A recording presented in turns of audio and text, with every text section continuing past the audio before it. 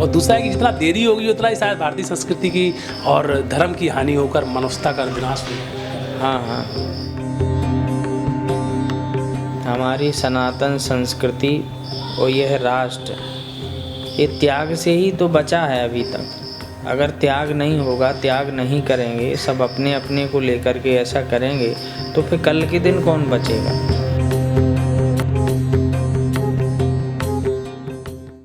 संत आसाराम बापू के ऊपर जो घटना घटित हुई है सर्वविदित हो चुकी है लगभग कि कोई भी ऐसा साक्ष्य नहीं मिल रहा है।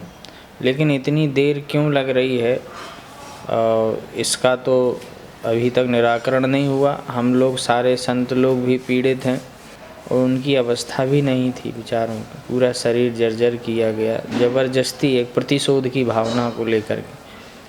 लेकिन संत तो अपने लिए कुछ नहीं करते हैं, राष्ट्र और धर्म के लिए ही संपूर्ण जीवन समर्पित करते हैं। हम सभी संत लोग अपने भक्तों के माध्यम से और जो लोग भी संत हैं, चित्रकूट धाम है या अनेक तीर्थ हैं, उनसे संपर्क करके इस आवाज़ को और दूर तक ले जाने के लिए प्रयासरत रहूँगा। और आप इस चैनल के माध्यम से भी और संतों से संपर्क करके सबको एकजुट करें, एक मंच पर करें और ये आवाज़ अपने भारतवर्ष से जाए, दूर दूर तक जाए, शासन प्रशासन सरकारों के कानों तक पहुँचे। कहावत है कि भय बिन होए ना प्रीति।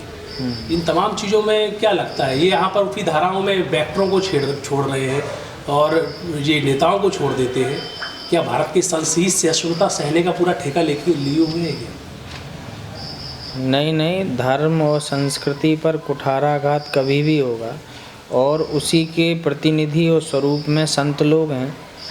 और संत सुरक्षित नहीं रहेंगे या उनके कोई भी अनुयायी हैं या भक्त हैं, किसी के ऊपर भी अगर संकट आता है तो हमें लगता मेरा राष्ट्र सुरक्षित नहीं है। संतों से ही, हमारी सनातन संस्कृति से ही और उनसे जुड़े उनके अनुयायी भक्तों से ही इस राष्ट्र की गरिमा है, गौरव है। तो इसीलिए हम सबको मिल कर के, चाहे भक्त हों, चाहे उनके शिष्य हों, अनुयायी हों, कोई भी हो, चाहे प्रचारक हों, सारे लोग मिल कर के यही प्रयास किया जाए, सारे संतों को एक मंच पर लाया जाए, उस महाकुंभ से यही आवाज़ जाए। और आज किसी के साथ भी हो सकता है ना, आज उनके साथ हुआ है, इतने बड़े महापुरुष, इतना बड़ा उनका संस्थान और पूरे भारतवर्ष में उनकी शाखाएं खुली हुई हैं। तो फिर आगे और भी जो संत हैं, जो संस्थाएं चला रहे हैं, जो राष्ट्र के लिए जीवन समर्पित किए हैं, तो फिर आगे तो बहुत गड़बड़ हो सकता है। इसीलिए ये आवाज़ उठनी चाहिए। एक बहुत अहम चीज़ है, देखिए अब कम से कम 1 लाख संस्थाएं हैं भारत देश में, उसमें से 20,000 तो ऐसी कट्टर रजिस्टर्ड संस्थाएं हैं हिंदुत्ववादी, उसमें से 5,000 तो ऐसी संस्थाएं हैं जो बहुत ही कट्टर हैं।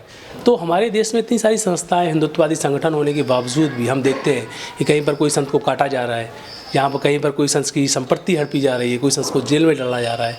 तो क्या समाज को आज भी नहीं लग रहा है कि हमको आज संतों की आवश्यकता है? कहीं ना कहीं हमारे आपके बीच के ही लोग हैं जो कुछ इस प्रकार का कुकृत्य करते हैं। तो हमें लगता है कि जहाँ पॉजिटिव ऊर्जा, सकारात्मक ऊर्जा ज़्यादा एकत्रित होगी वो प्रभावशाली रहेगी।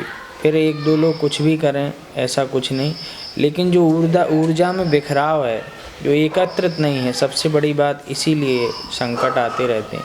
जब हम लोग संगठित रहेंगे, पूरे संत एक साथ आ जाएंगे, तो फिर वो ऊर्जा कहाँ जाएगी, वो तो फिर काम करेगी ही। लेकिन स्वामी जी, सबसे अहम सवाल है कि संत लोगों को भी आजकल कई ऐसा लगता है कि चलिए क्या है, तनाव टेंशन में अपना दिमाग लगाना और संगठित हम कैसे होंगे, कई लोगों की विचारधारा लगे, लेकिन इसका लाभ वो लोग उठा रहे हैं। और दूसरा है कि जितना देरी होगी उतना ही शायद भारतीय संस्कृति की और धर्म की हानि होकर मानवता का विनाश होगा। हाँ, हमारी सनातन संस्कृति और यह राष्ट्र, ये त्याग से ही तो बचा है अभी तक।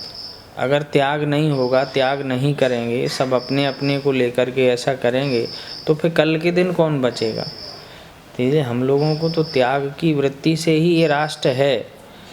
और अभी देख रहे हो कोरोना काल की जो विभीषिका आई है, तो सारे लोगों ने सेवाएं दी हैं अपने अपने क्षेत्र में। उनको नहीं लगा कि कोरोना है, हम डर रहे हैं।